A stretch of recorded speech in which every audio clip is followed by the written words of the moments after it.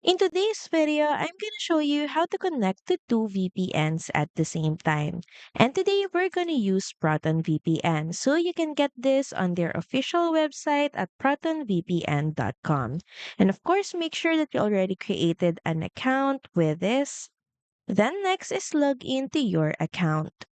Now once inside the app in the left panel from all, switch to Secure Core. These servers route through traffic through a privacy-friendly country before exiting to your chosen server, creating a two-layer VPN connection. But just a reminder that this feature is a paid feature, so you might need to subscribe to Proton VPN's Plus subscription to get the feature.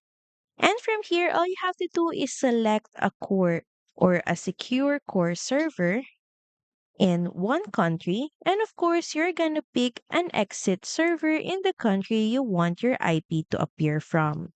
And once done, all you have to do is press the connect button, and Proton VPN will route all your traffic through both servers automatically, and no extra apps needed. Just take note that this is only within Proton VPN's network, but if you want to connect to another VPN provider at the same time, you'd need a virtual machine or a VPN router setup, which is more advanced.